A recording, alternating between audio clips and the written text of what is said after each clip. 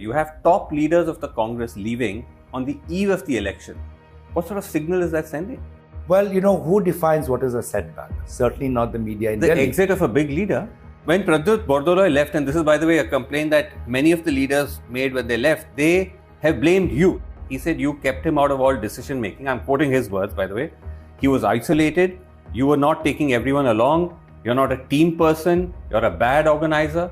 Well, he also gave out a charge sheet against Himanta Biswa Sharma in the presence of Priyanka Gandhi ji. You take no responsibility for the exit of these top leaders? I respond to the situation, and the situation is that despite the departure, Congress party is stronger. But I want to ask you about Rahul Gandhi. Surely some responsibility of the fact that the Congress is losing so many elections, defeat after defeat, falls on him.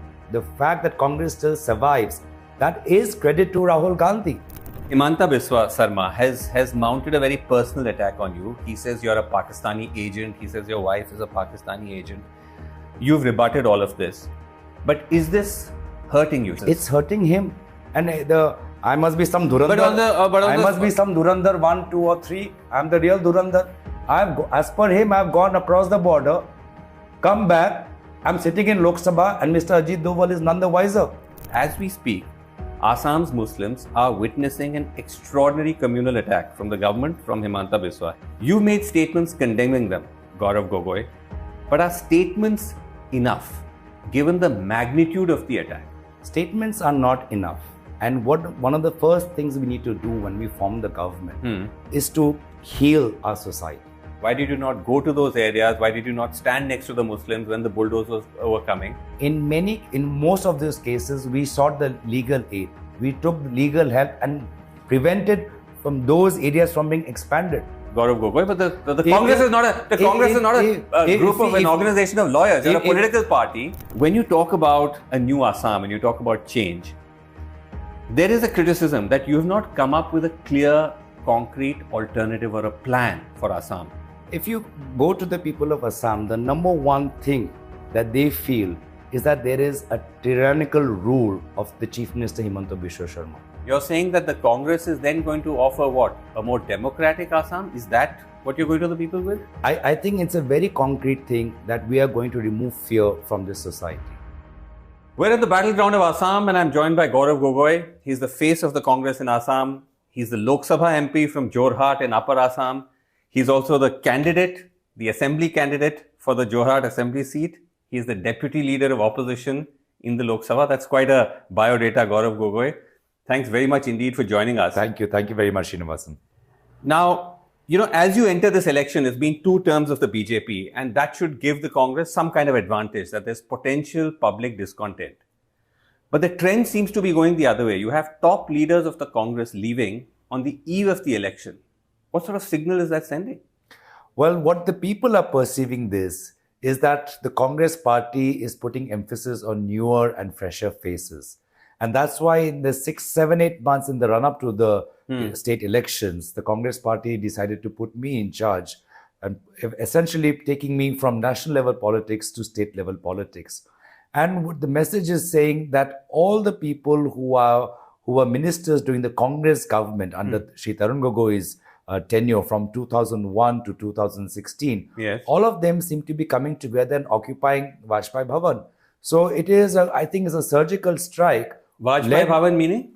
BJP headquarters in Guwahati. Right. So it seems that all the old, solid, loyal BJP loyalists who've been persevering with BJP have been completely sidelined.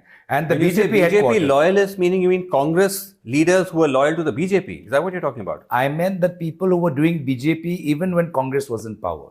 If you go inside the BJP headquarters right now in Guwahati, you will only see ex-Congress ministers, right from the chief minister to the people who've recently joined. So in a way, they're kind of helping us because there is such discontent within the BJP that here are people against whom we've been fighting against, and now they're sitting on top. Okay, once again. I'll give one example. No, but can I ask you specifically? Just one specific example I've given you. When Himanta Biswa Sharma joined the BJP, the party president was Siddhartha Bhattacharya. He was the sitting MLA in this election. And now when the tickets are declared, Himanta Biswa Sharma, who decides all the tickets, has cut the ticket of Siddhartha Bhattacharya.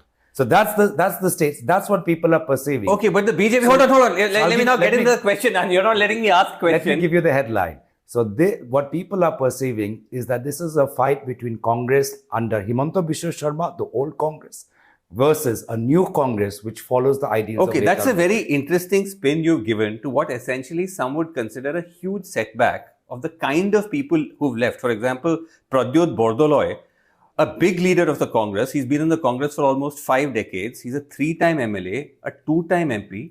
Surely Gaurav Gogoi, his quitting is a huge setback. Well, who defines what is a setback? Certainly not the media in Delhi. The exit of a big leader. Who decides what is a setback and what is progress? I think in politics, we live in the court of public opinion. And public decide whether somebody's departure is a setback for the party or it is a fresh impetus for the party. You don't think a top leader like him leaving is a setback? Well, the public is not telling me that it's a setback. The public, if on the contrary, are saying that the Congress is moving forward. The Congress has new zest. The Congress has a new set of freshness. And that's where I take my feedback from. The feedback of the public is what has happened, as I told you, is that this is leading to the crowding out of old BJP loyalists and a crowding in of former Congress You're MPs saying Mr. Bordoloi, who's been in the Congress for 50 years, was a BJP loyalist? Try to understand. When these people jump into the BJP, yes, they push out people who were in the BJP. You're talking that the old guard of the BJP has got pushed. Absolutely. So now, I'll give you Pradyut Bordoloi's example. Yes. He's contesting the assembly election from Dispur. In Dispur, there was a sitting MLA, Atul Bora, who was a stalwart, whose career is longer than that of Pradyut Bordoloi. There was a younger aspirant from the BJP, Jayanta Das, who's been working tremendously, we all know as a stalwart BJP leader. These are people who are getting pushed out by people who have jumped from Congress to the BJP. No, but hold on. When Pradyut Bordoloi left, and this is, by the way, a complaint that many of the leaders made when they left, they have blamed you. They said after you took over as Congress president, there's a steady trust deficit. He said you kept him out of all decision making. I'm quoting his words, by the way. He was isolated. You were not taking everyone along. You're not a team person. You're a bad organizer. That's what he said. Well, he also gave out a charge sheet against Himanta Biswa Sharma in the presence of Priyanka Gandhi ji. That's earlier. But I'm talking about the things he said about you now. Yeah, but why should I discount what he said earlier? Because one of the two versions are inaccurate. One of the two versions is inauthentic. If you have laid out a charge sheet and you've called the government of Himanta Biswa Sharma as an enemy of the people of Assam, surely, even if you're uncomfortable within the Congress party, you will not join that. Okay, but at least respond to the charges he's made against you. How do you respond to the fact that he says that you excluded him, you didn't take him along, you're not a team leader? How do you respond to that? I look at the entire picture. That's what I'm saying. Which version is inauthentic? The Pradyut Bordoloi who lambasted the BJP, is that being authentic because he's joined the BJP? Or is what the allegations he's making about me, is that authentic? And I think public, again, we live in the court of public opinion, and I think public have made up their mind. Even the former APCC chief, your predecessor Bhupen Kumar Bora, he also said the same thing about you. He said you failed to take timely, decisive calls on organizational matters. Surely, Gaurav Gogoi, as state party president, you take some responsibility for the exit of these leaders. It's amazing how the script of these people who joined the BJP match exactly with what the Chief Minister Himanta Biswa Sharma ji is saying. It's almost as if when you join the BJP, you get a script that please read this script. If you're in national politics, please criticize Rahul Gandhi ji and his inaccessibility. And if you are in state politics, please criticize the state Congress president. It's almost like a verbatim word by word. So again, but that didn't answer my question though. You're saying you feel no responsibility at all. It's like if you're the captain of a team and top players are leaving and joining the other side, surely some of that is on you. You can't blame all of it on the other side. When I went to Lakhimpur district, the district where Bhupen Bora, the former PCC chief, has switched ship, and I went to Lakhimpur after inducting someone from the AGP into our party, the scenario in Lakhimpur is completely different. The scenario in Lakhimpur is that Congress party is much more robust. The Congress party has managed to pull in some really good leaders. So again, as I said, So you are totally blameless. You take no responsibility for the exit of these top leaders? I respond to the situation, and the situation is that despite the departure, Congress party is stronger. Despite the departure, the public support for Congress party is even more. This election, headline. You say Congress party stronger. You lost 2 elections in a row. Surely these exits have weakened you. Now we're comparing two different things. You can't compare the electoral results of 5 years ago and 10 years ago with what's happening right now in Assam. What's happening right now in Assam and what people are really talking about, what people are really excited about, is that Congress party has managed to form a coalition of 6 parties. Now that we all complement each other, and that coalition is what's really exciting. People have moved beyond. You sitting in Delhi might feel this is important news, but people have moved beyond. No, I'm saying when you say move beyond, if you look at the first big exit of Himanta Biswa Sarma in 2015, which is what then led to almost 10 years of no Congress here, again there, Gaurav, he blamed you. He said that Tarun Gogoi, your late father, big Congress leader of Assam, multiple time chief minister, picked as his successor you, while he expected to be chosen. That led to his exit. He also blamed Piddi. Let me just remind you. He also blamed, in that story, he got very offended by a biscuit being offered to a dog, right? He is also the person who... This is Rahul Gandhi's dog that he referred to. I think everybody, because of Himanta Biswa Sarma, the entire country knows who Piddi is, right? This is Himanta Biswa Sarma who... But specifically about what he said, about you, and about the fact that you were going to be the successor. Let me tell you about the person, and then you can say how much his words are worth. This is the person who tells that Rahul Gandhi, when he was traveling in Assam, was traveling with a body double. And he is the chief minister of a state. He says Rahul Gandhi is with a body double. Sometimes Rahul Gandhi is in the back and the body double pretends to be Rahul Gandhi. This is the person... Can both things be true? That Himanta Biswa might be guilty of exaggeration and falsehoods, but he also might have a legitimate grievance that he felt he was the rightful heir to the Congress in Assam. He'd worked hard, he'd ensured victories, but instead it turned out to be you. And that you lack that experience to be given that position. Well, again, where two things can be true. You were on the right track. He felt as if he should be, and he did get it. But that doesn't mean that the decision at that time, everybody who was tracking the political story in Delhi, the decision was not between to choose Himanta Biswa Sarma or to choose the son of Tarun Gogoi. The decision at that time the Congress leadership sitting in Delhi had to take was that should we continue to trust the mantle of the state with the experience and able hands of Shri Tarun Gogoi, or should we go with a person of Himanta Biswa Sarma who even at that time was extremely colorful.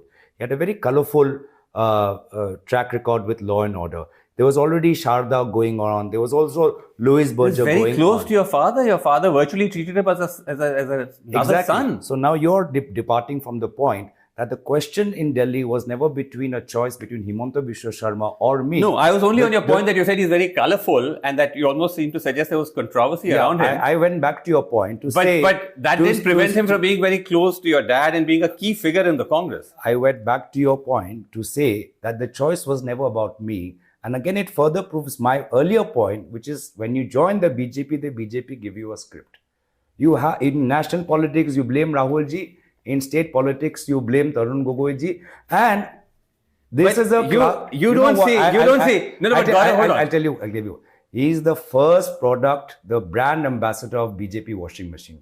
He is the first person who went into BJP and he became holier than thou. BJP forgot about Louis Berger, Sharda. He is now... Tell me then, you're saying that all these people leaving is a sign that the Congress is ushering in a new direction. But anybody else would look at the fact that you have Himanta leaving, you have Pradyut Bordoloi leaving, you have a former state chief Bhupen Kumar Bora leaving. All of that would indicate a vote of no confidence in the Congress. They don't see a future for the Congress in Assam. If you look at the BJP and also count the number of people who've left because they're unhappy with the BJP. If you look at the BJP has been winning. They won the last two elections. They won the last two assembly elections. If I can finish. They won the last two assembly elections. Now we're talking different things. They've swept the Lok Sabha elections. Now we are again talking different things. You state one point. Are you comparing electoral results or are you comparing departure?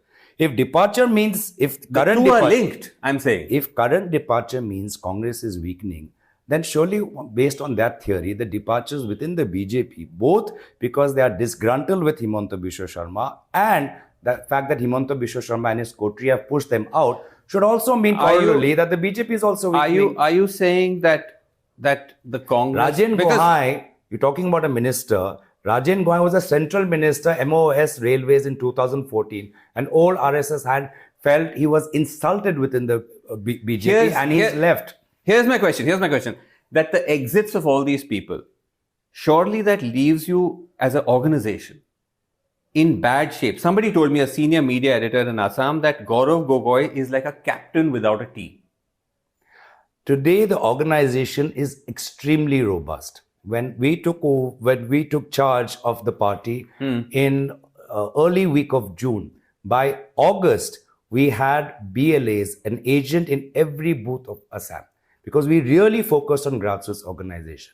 That's why we prepared to fight this election, even though it's a very short campaign period of close to 25 days. Yes. Even though on 16th or 15th, the election was announced, and they said by 9th April, voting would be there. We were totally prepared. Why? Because our organization is in a very robust shape. Why then has the Congress been steadily losing for the past 10 years, both in the Assembly and in the Lok Sabha?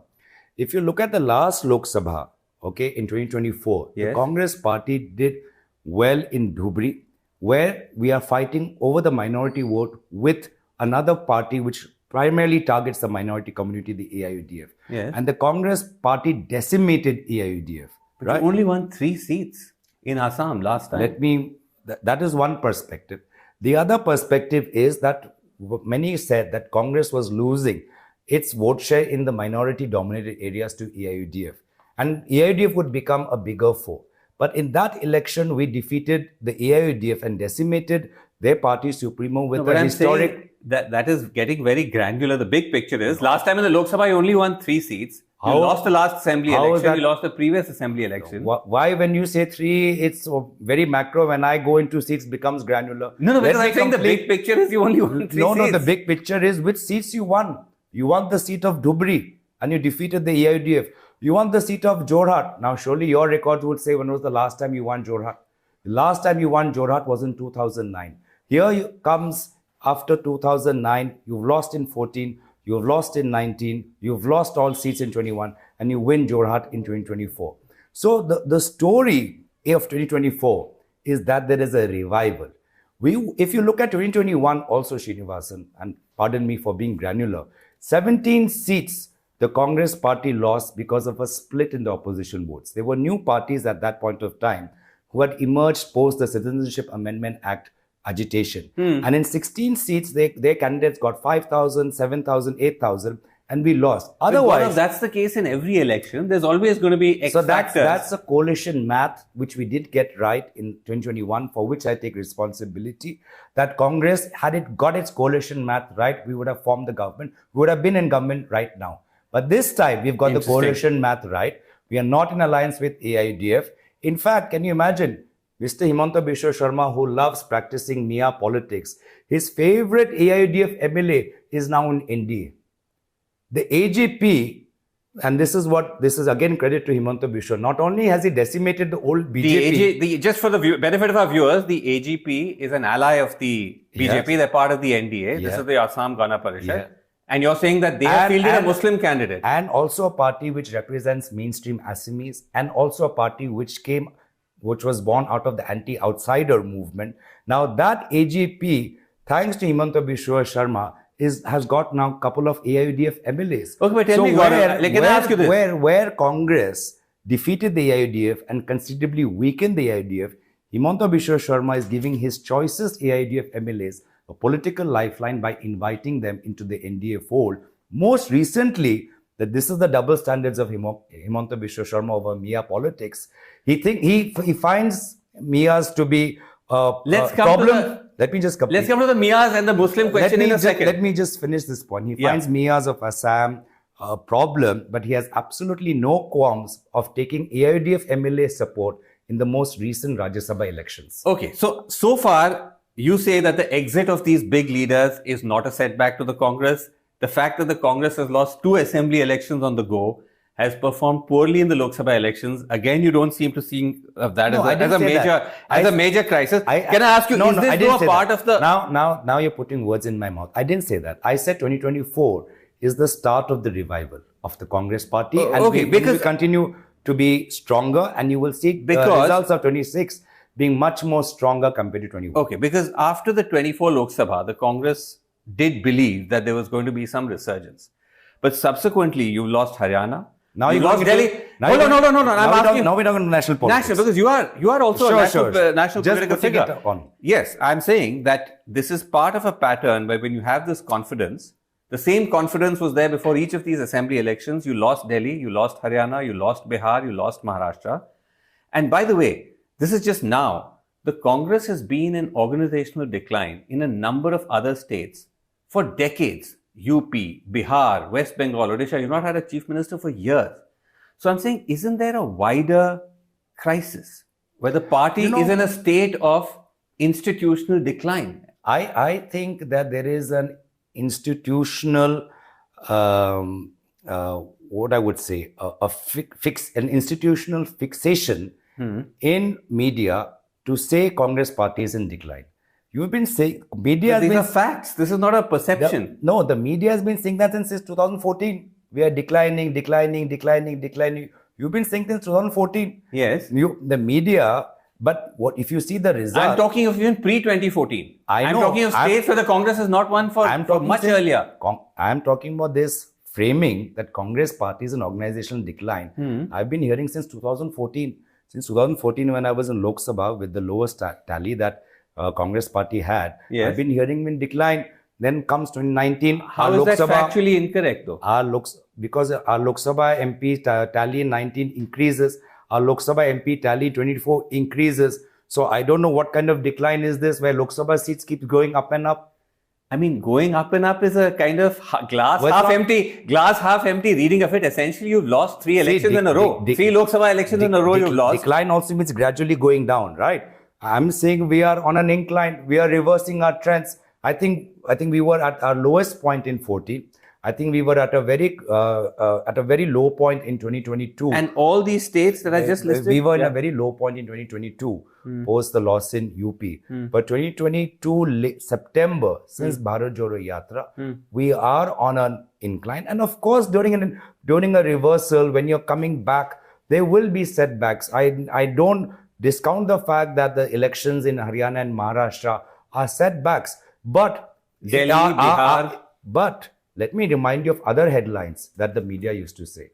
That Congress party is finished. Congress party cannot lead the opposition. There would be new regional forces which would lead the opposition. There will be new parties which will become the face of the opposition. Yes. All those headlines now people no longer say. Everybody knows that the Congress party remains the viable leader of opposition, and Rahul Gandhi remains the viable leader of opposition. By the way, Gaurav, you know very much that to Prime Minister Narendra Modi. You know very much that those questions and those headlines of whether the Congress is in fact competent to lead the opposition is not a closed debate.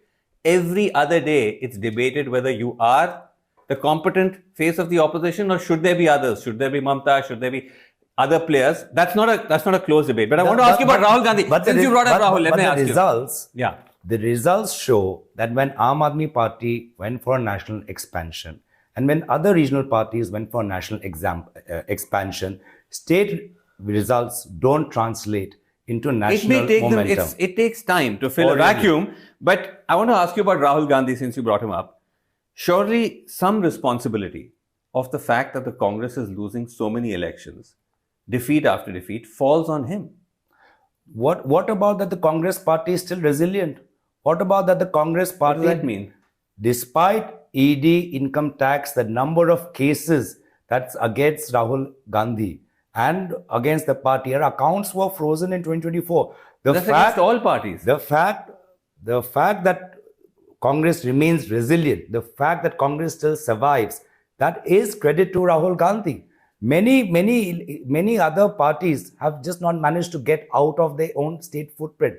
The fact that Congress party still holds a very sizable vote share at the national level speaks to the strength of Rahul Gandhi, where the entire brunt of the Prime Minister's and his machinery of income tax, institutional capture of the Election Commission. Yes. The fact we remain thriving, vibrant, and we enjoy the confidence of the people, a lot of that, the credit goes to Again, when you say enjoy the confidence of the people, thriving, vibrant, that doesn't match at all with your electoral record of successive defeats. And again, if I can just finish the question. There is a margin. If I can finish the question, other parties, Gaurav, opposition parties also have faced a similar brunt of the agencies.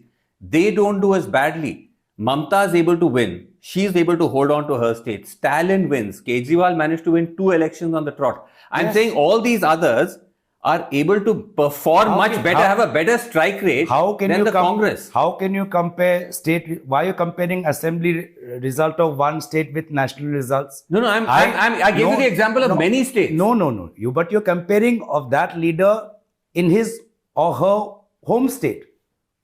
If you're talking about a national opposition to the BJP, I'm talking about the national opposition to the BJP and the opposition of the Congress as a state. As a party in states where is the national footprint of other parties? What about Delhi? What about Maharashtra? Where is the national footprint? Where is the national footprint? You tell me which other party has taken on a national footprint? National footprint is simply a legacy that the Congress has inherited. That doesn't necessarily mean that it's doing well in that position. Again, that's not the question. No, that was my question. My question was about electoral success. The question was comparing Congress with other regional parties. The comparison was between the national footprint of the Congress vis-a-vis a result of a regional party in the home state. I was looking at the Congress's winning record both in the states and at the centre. Please look at the result of TMC in Goa. Please look at the result of TMC in Tripura. Please look at the result of TMC in Meghalaya. Right? So, compare the vote shares there. But that wasn't my question. No, we're talking about a national alternative to the BJP, and that's what I said. While the headlines and mainstream had discounted Congress as the national opposition to the BJP and were pinning their hopes on others, but the reality remains that Congress remains the only viable national opposition to viable in the sense that you still occupy that space, but it's a space you've been steadily losing. That was my point. But I want to come back to Assam. Lok Sabha results don't show that. The Lok Sabha result you lost. You may have got more seats than last time. Yeah, so why is that not a factor? I'm saying the bigger question is it's an electoral defeat. Whether you got 60 seats more or 40 seats more, the BJP is back in power. Narendra Modi is still Prime Minister. Your seats have increased. The Prime Minister's aura of invincibility, where he thought that he was some divine being, and he thought that his party would surpass 400, has not. That's rhetoric. All parties are entitled to rhetoric. The fact is they won. The fact is politics is also about perception, and the perception is that Prime Minister Modi remains considerably weakened. He remains dependent on 2 allies, the JDU and the TDP. This was not the BJP of 14 and this was not the BJP of 2019. Okay, let's come back to Assam, where Himanta Biswa Sarma has mounted a very personal attack on you. He says you're a Pakistani agent. He says your wife is a Pakistani agent. You've rebutted all of this. But is this hurting you? Surely it's somewhere along the line hurting your chances. It's hurting him. This is the party which treats national security with grave importance. And this is a party which talks about national security. And this party, its chief minister, is treating national politics with such lightness that he is making wild and unsubstantiated claims, and he's making such foolish claims that somebody has crossed across the border and has come back and government of India doesn't know. And I must be some Dhurandhar. I must be some Dhurandhar 1, 2 or 3. I'm the real Dhurandhar. As per him, I've gone across the border, come back. I'm sitting in Lok Sabha and Mr. Ajit Doval is none the wiser. On the specifics of it. So the party which treats national security as this is the party of national security is treating national security so lightly. I condemn. Please treat national security with the importance that it deserves. On some of the specifics of what he said, that can I just ask you, went to Rawalpindi, which is the headquarters of the Pakistani army and the ISI, though you didn't have a visa or a clearance to go to Rawalpindi. That was one of the contentions. I've also made contentions. He's been to Bangladesh many times. He's taken the advice of a peer before joining the BJP. But on your Rawalpindi visit, that becomes whataboutery then to say that he did something wrong, so you also did something wrong. It becomes about the person and how much weight would you give. The person who thinks Rahul Gandhi has a body double, the person who, when he was in Congress, thinks the blood of Muslims. But you did go to Rawalpindi. No, I didn't. You went to. You said that you went to a site. You went to Takshila, which is in Rawalpindi. I went to Takshila, but I didn't go to the military headquarters Rawalpindi. Right? Now that must But the point was that you didn't have a clearance to go. Is that the point? To Rawalpindi. That's the allegation that's been made. The party which talks about Indian heritage has a problem of me visiting Takshashila. The party which talks about the strength of Indian civilization has a problem to me to visit a site of Indian learning. Okay, what about the other allegation? Somebody should have a problem, it should be the Pakistani government. Because yes, I didn't have permission. I slightly, like actual Dhurandhar, I went to Takshashila because I wanted to see, I'm a proud Indian. But again, the party with national of heritage so has you a went problem. Kind of on the slide, like you didn't have the clearance, but you went anyway. I had for Lahore and Islamabad. Okay. Sreenivasan, how many times have you been to Pakistan? I have been to Pakistan twice on assignment. How many colleagues you know who has been to Pakistan? Several. Exactly. Okay. Are they any of them Dhurandhars or Pakistani agents? No, this is an interview with you, not with me. No, the other point. I see the point you're making. I see the point you're making. That's only the point. There's another. That's the point I'm telling that you're. Okay. There's only one other specific thing I want to ask you about. This, are there any BJP MPs who's gone? You think? The other specific anybody from Punjab? Okay, the interview is with you, not with me. No. The other question that's being raised is that your wife submitted secret IB inputs. You're treating these questions with so much importance, and that's why I'm expanding the debate to. I just want to get you before we expand. I just want to get you on the fact that I'm expanding the debate to BJP also.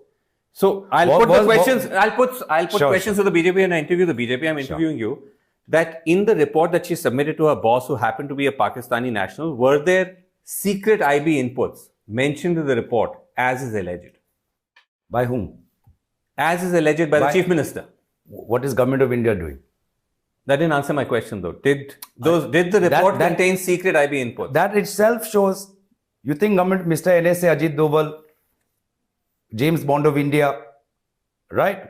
Would he be, would this take place? They are investigating all of this with an SIT. So, SIT formed by whom? By the Assam government. State government. Yes. On international espionage. This falls under state government? I have still not got an answer to my question on the IB inputs. Are they public domain inputs or are they confidential inputs? It's a very simple question. You're treating his allegations with seriousness and putting them in question.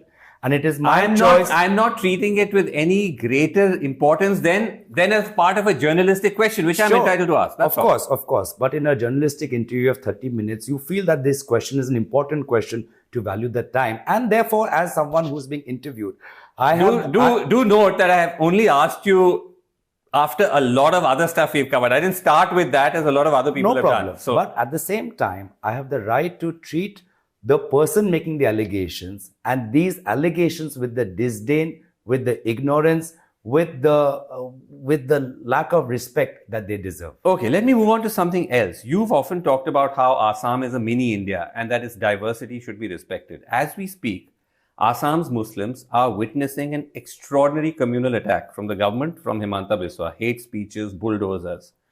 You made statements condemning them, Gaurav Gogoi, but are statements enough, given the magnitude of the attack? Statements are not enough. And one of the first things we need to do when we form the government is to heal our society. Our society, in Assam, we pride ourselves on being the state of Shankar. And that's later. Can I ask you now, though, in the past 5 years, when the bulldozers were coming. You asked me whether statements are enough. And I'm saying statements are not enough. Actions are needed. Actions are needed as opposition, and further actions are needed when we come to power. So why did the Congress, why did you not do anything for these when all of this was going on? Why did you not go to those areas? Why did you not stand next to the Muslims when the bulldozers were coming? Why were you not in the front lines? In most of these cases, we sought the legal aid. We took the legal help and prevented from those areas from being expanded. If you visit those sites, the people are still living close to where they were evicted.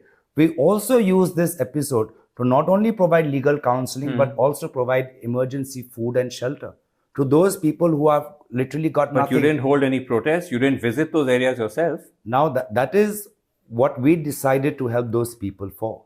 At the same time, what prevented you from visiting those areas and showing solidarity with the Muslims? We showed solidarity by seeking the help of lawyers, by seeking the help of court, by ensuring that it doesn't expand.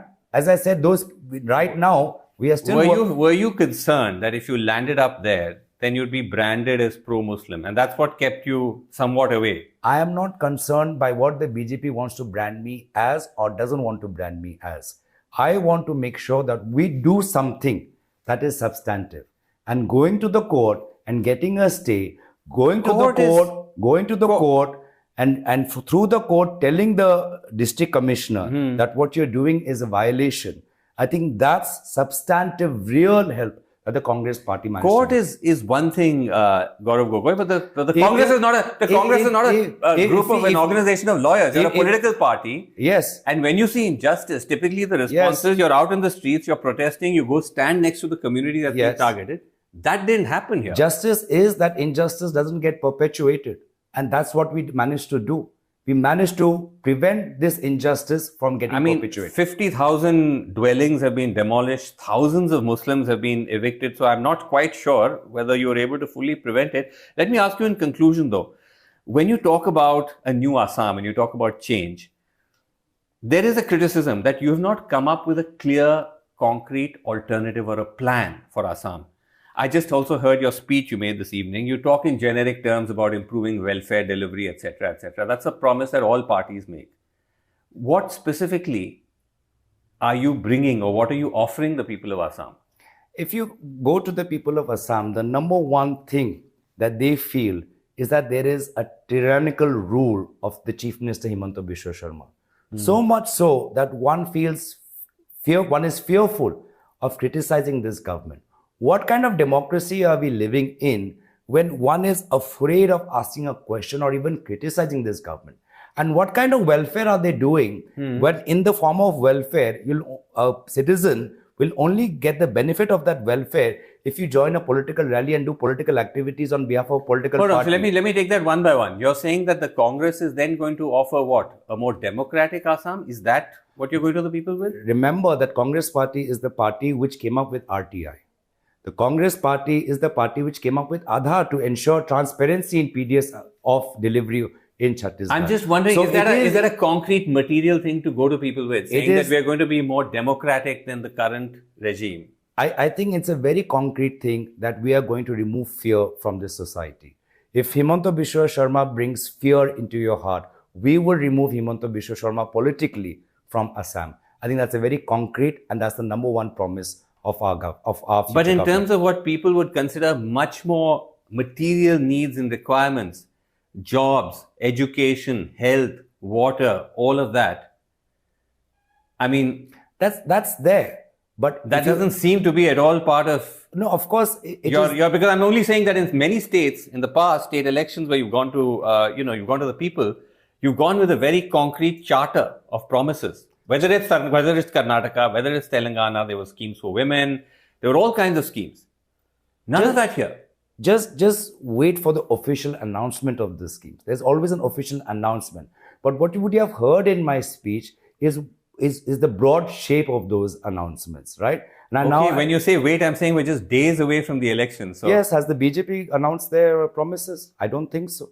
But they already have a number of schemes in place. Yeah, but they have not announced their promises also. We also had many schemes and we remind the people the schemes that the Congress party did. But as I said, the number one, the most tangible thing that every Indian, and especially the way they voted in 2024, is that nobody wants to live with feeling somebody's foot on your neck. And that's very important.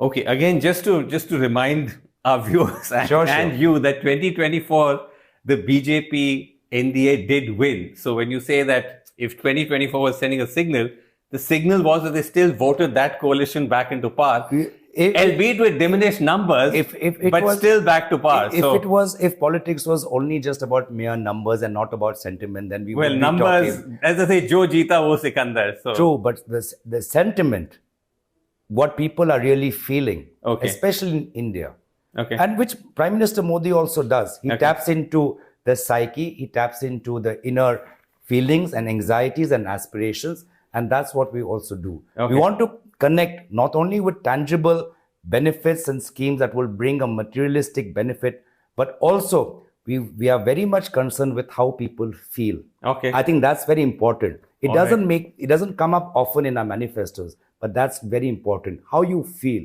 and that's what we are focusing on. We want people of Assam to feel as if the government is theirs. They have the power of the government. We want them to feel that they can say what they want without fear of reprisal, and we want them to feel safe and secure, not under this constant illusion that anytime they might be sent to jail for one post or one poem. All right, well, let's see which vision the people of Assam choose. But Gaurav Gogoi, thanks very much for talking to us. Thank you, Sreenivasan. It's election season again. Assam, Kerala, West Bengal, Tamil Nadu, and Puducherry. All these states are heading to polls. But beneath the campaign noise, there are tougher questions to be asked. how will the special intensive revision affect this election? Can the left withstand anti-incumbency again? what role will identity politics play in Assam? Can a movie superstar disrupt the political order? What about West Bengal, where up to 60 lakh voters have vanished from the rolls? And what about the question of full statehood for Puducherry? To answer these questions, News Laundry And the News Minute will be hitting ground zero. And we'll bring you the real picture. Once again, we'll bring you exclusive interviews. Also returning would be another election show. And most importantly, we'll bring you voices from the ground. 5 elections, 5 completely different political landscapes, 1 commitment. To bring you the facts. Help us to tell these stories so that you can make a better and more informed choice. Power our election coverage. We just need your support to cover all these states. Contribute now.